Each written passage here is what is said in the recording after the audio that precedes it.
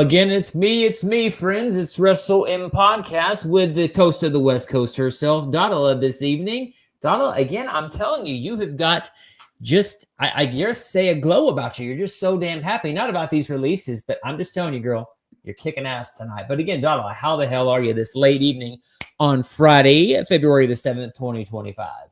It's the camera and the lighting. I saw it. That's why I'm glowing. Again, if I only had that capability on my camera, I look, gaunt and tired dad right here. But again, we are talking about breaking news releases from WWE this evening. Again, as we saw in the intro, we have got Cedric Alexander, Duke Hudson, Blair Davenport, AOP Paul Ellering, and also, again, Sonya Deville. Tell me, again, who do we want to start with first on this heartbreaking, really, 7 days before Valentine's Day, breaking hearts the WWE is? Let's start off talking about Paul Ellering and Authors of Pain because, it's unfortunate because this is the second time they've been released. I don't know if you recall, but, they were released, I think like 2 years back and brought back recently. And, I never got around to being a fan of the Final Testament. I just did not like it. And, it just sucks to see them go. They'll be in AEW. I mean, Bobby Lashley's got to have somebody to defend those tag team titles against, lest we get Paul Ellering and the Authors of Pain, or I don't even know what you'd call them, the influencers of, I don't even know what you would call them in AEW, but I mean, they'll probably be over there soon enough. I mean, like I said, the thing that sucks is that they were released under the last regime, brought back under this regime, and then re-released under this regime. I just think they really never stood out. I mean, again, I really thought there was potential there. Karrion Kross, but it's the same thing. Karrion Kross kind of runs in the background, and really, I'm telling you, he makes me remember Sean O'Hare. I'm not telling you anything you don't already know. That kind of devil's advocate type of character. But again, can you tell me a Karrion Kross feud that we've seen since he's left NXT really that was important? So is it his booking or is it him? That's what I've been asking about AOP. Is it them or is it people just don't know how to book them because they're so strong? I mean, look, you have the Road Warriors. You've got the War Raiders. You're telling me the War Raiders and AOP couldn't have a good match? I feel like it's their booking because like that you just mentioned, the War Raiders and AOP. I think that could have been a good feud if booked properly. I just feel like a lot of these wrestlers were not really given much or a shine to do. And we'll talk about that as we get into the rest of the releases. But I mean, with AOP, you had Paul Ellering as their manager. They worked in NXT, the Black and Gold era, but for whatever reason, it just never translated over to the main roster. I mean, if you think about it, Paul Ellering didn't really get to speak that much. I mean, again, he was the speaker or the manager for the Road Warriors, and I mean, wasted potential. Huh?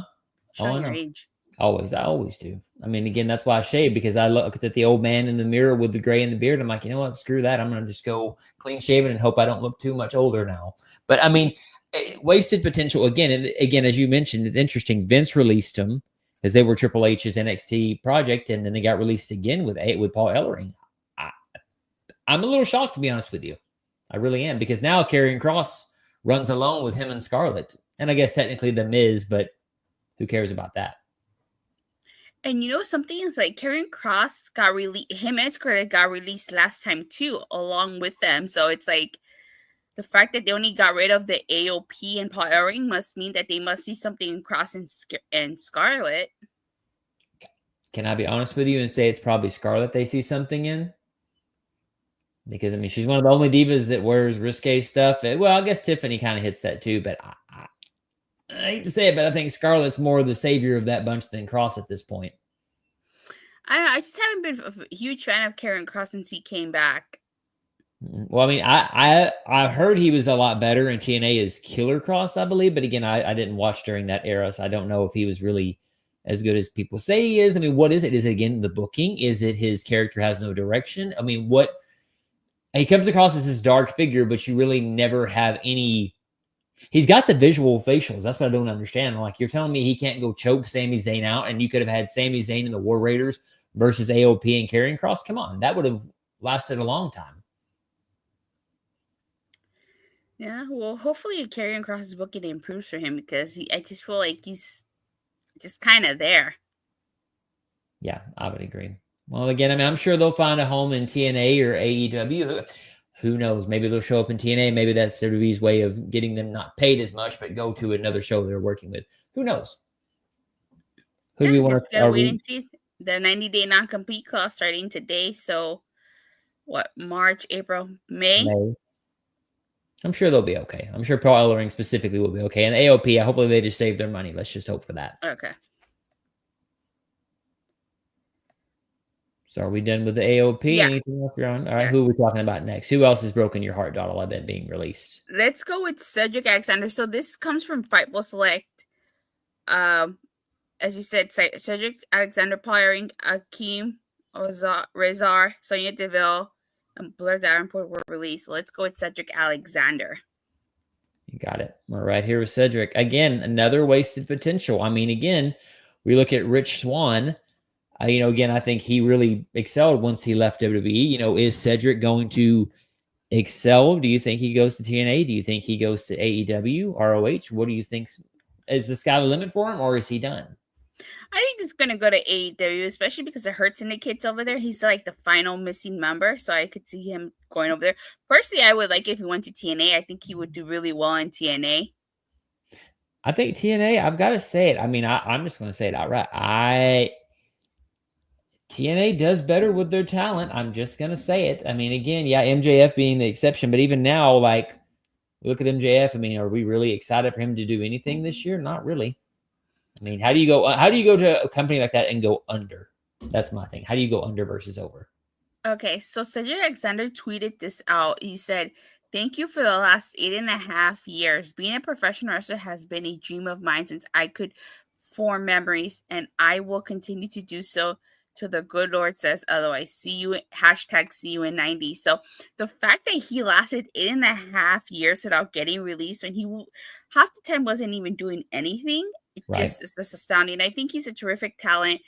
And I think he will be a fantastic addition to any roster he goes to. But I think more than likely he's going to go to AEW because that is where the rest of the Hurt business is.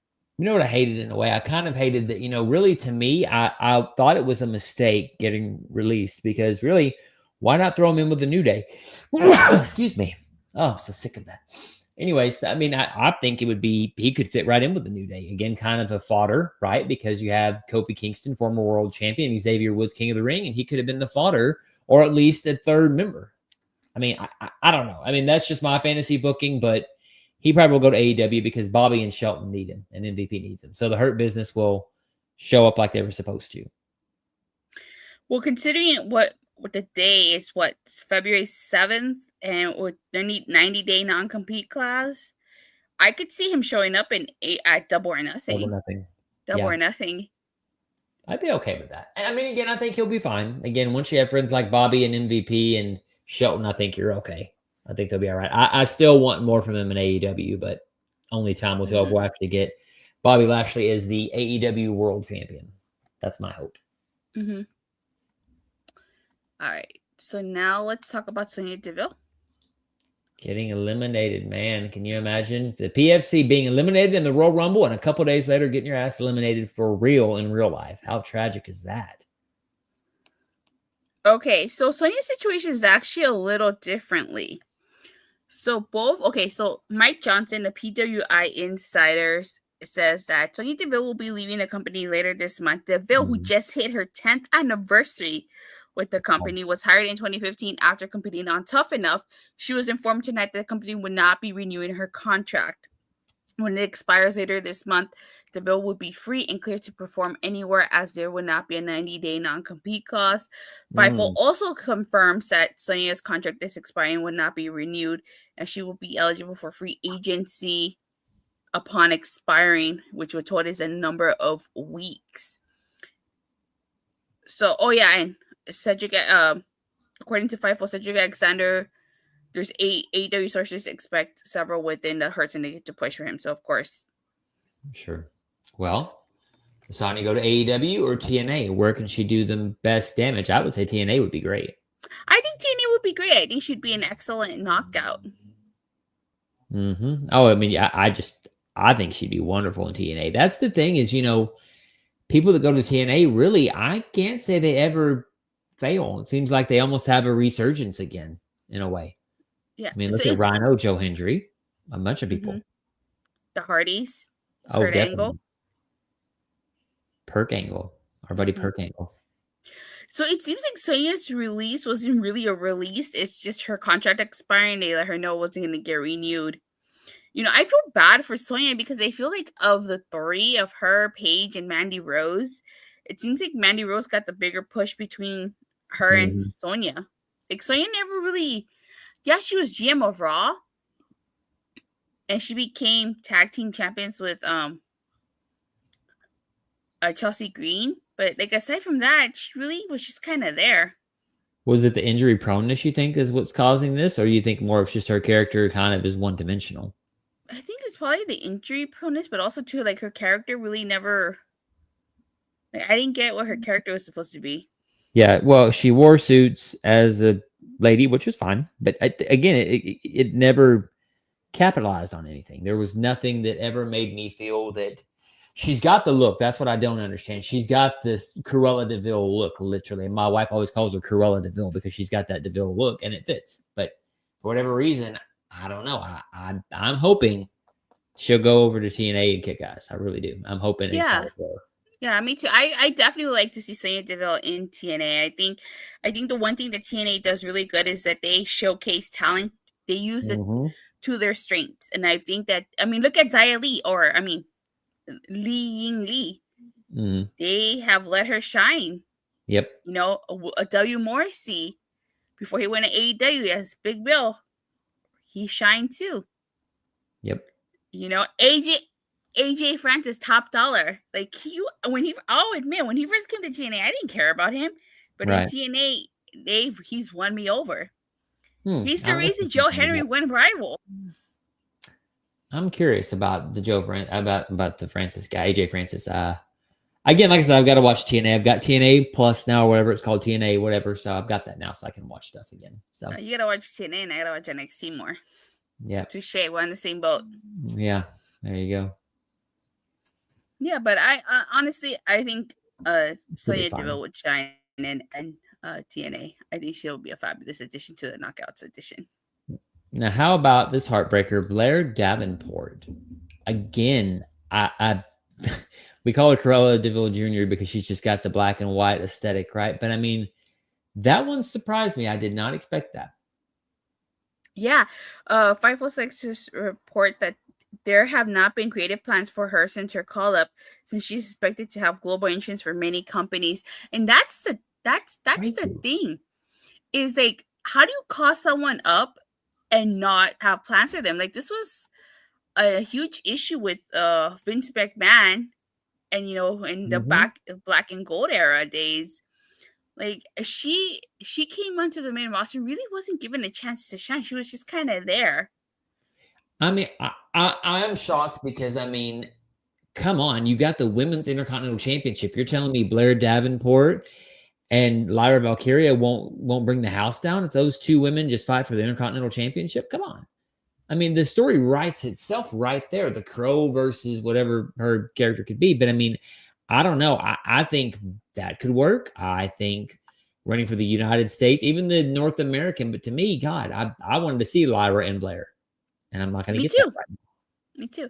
And considering the fact that she left AEW and came to WWE, I wouldn't mind seeing. I also wouldn't mind seeing her in TNA. I think she would shine really well in TNA, especially Oh right my now. God. TNA, needs to stack up the knockout roster.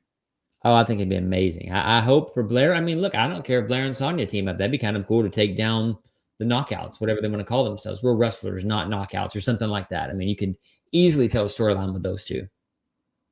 Mm-hmm.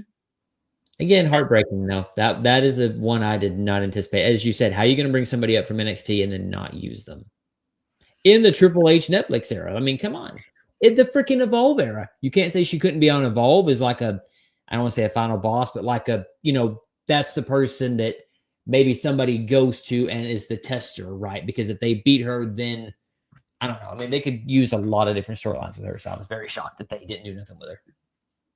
Yeah, it sucks. I mean, she was just I guess you could say a victim of creative.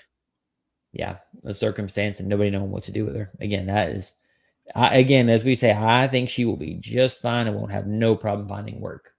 She's Same. quite a name in the indie circuit, so she'll be fine. I think so And, too. and then we've got one that's not really released tonight, but was released a couple of weeks ago, but I still think it's worthy to talk about. Duke Hudson from NXT.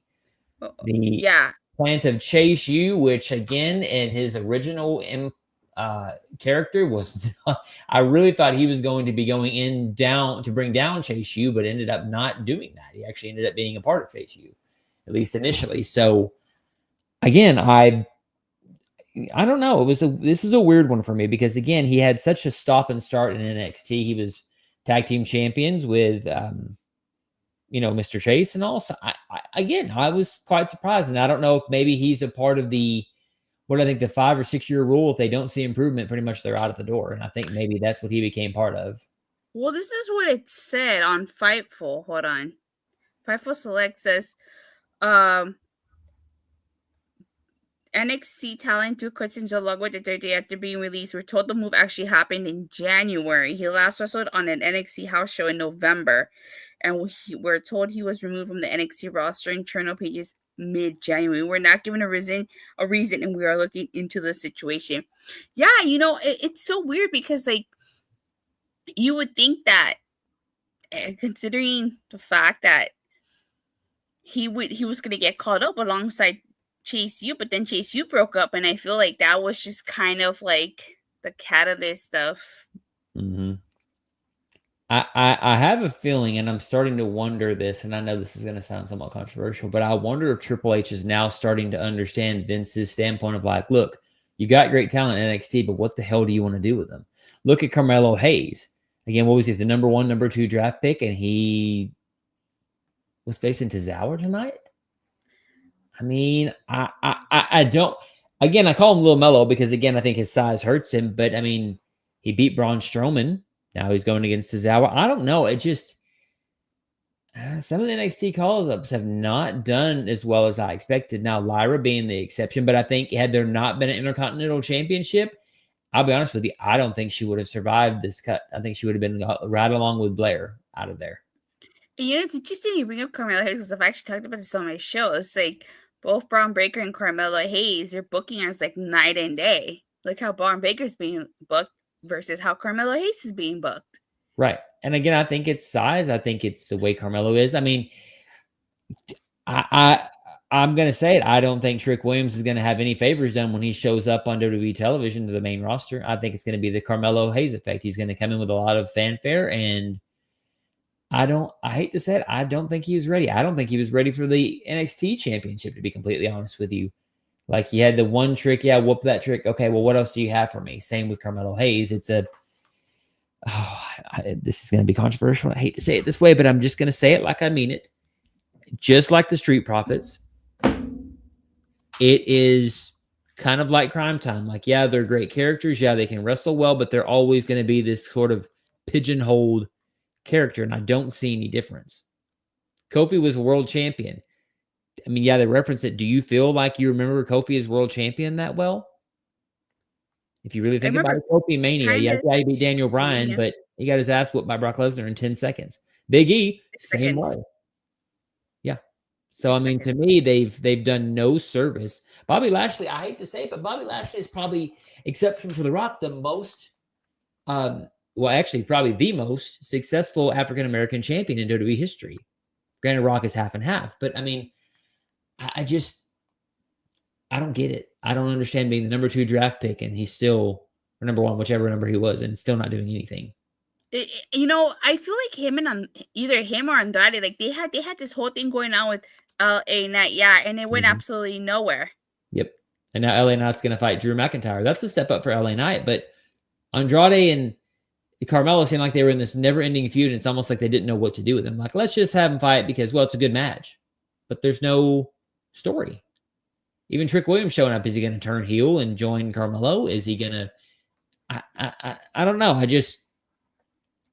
I think Triple H is really starting to realize the pressure of he gets tired of what they're doing, and if he doesn't... The Braun Breaker, I think, is the exception. I think Braun Breaker is the standout of NXT. I think he's the only exception. Oh, JJ says his comments going through you. You're not reading the chat, I'm Mr. sorry, Host. guys. I'm sorry, guys. My apologies. Did I not teach you anything, Padawan? You're Padawan again. I know. Mustard Ketchup Mayonnaise. Let's go back to his thing. Do you think Hulk Hogan will make a comeback?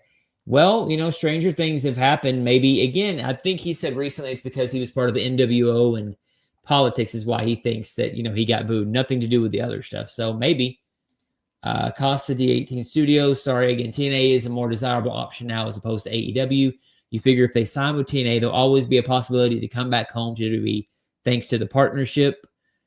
Drizzle, we'll go through these comments. AEW has a bloated roster. Yes, sir. That's true. Costa D, a boo. Dotala needs to read that one. Yeah, we got to read them all. This one makes me sad. And then my comments going through Costa D18. Again, sorry, guys and gals. Again, my fault. Go ahead again. We're now back on our comments. But it's strange that Triple H is now starting to get rid of his people. Like the Miz has a job, but yet somebody else doesn't. I feel like it's good and bad. Right. In a way, it's good because if you're not gonna, use them, you might as well just let them go, let them be free. But at the same time, it's bad. I mean, you don't want to see anybody lose their job. You don't. Especially now. When they're charging thousands of dollars for tickets. But this is why, it's good to have options. TNA and AEW, it's good to have alternatives because wrestlers need places to work. And there is life outside of WWE. I mean, look at Matt Cardona. Yeah, and ROH and GCW and all the rest of them. I mean, they're making money upon money. Again, I just am so surprised because are they going to have Karrion Kross talk about why he got rid of the AOP? Are they going to even mention it or just pretend like it didn't happen? I mean, because he's on Raw, and I don't know. It's going to be weird how they excuse the guys that you just saw on TV. Talk about your roster's gone now, or your boys are gone, or something like that. Oh, speaking of AOP, there is this I forgot to read. So this is from Fightful Select. It says AOP came into WWE with a bit of heat throughout the industry due to some other outside projects, one of which saw a few people in wrestling put money in and were upset they didn't get back. One person in WWE said that could be a reason they were put with Karrion Kross, who is generally well liked. AOP had been adamant that Paul Ellering joined the company with them when they re-signed. They were actually under a contract a number of months before reappearing. Many in May saw it as a rough omen when they were hardly on TV with Cross. There was no creative plans for AOP and Ellering following the Wyatts. I mean, again, I think Karrion Kross being well-liked tells you why he's still there. Yeah. That's probably the only reason why he's there. It's just because, he's making somebody happy there. But again, I mean, and the thing is, I want to see more of Karrion Kross. I want to see who this character is. But again, another guy from NXT called up Triple H. Here's the keys to the kingdom. Push your guys. And who's he pushing? It's not changed. But at the same time, you can't keep everybody because then again, you're going to have a situation where you have a bloated roster and you have all these people, you're not using them. Right. More rosters are going to come in. So it's unfortunately, some people have to go. It sucks to see people see people get released. Mm-hmm.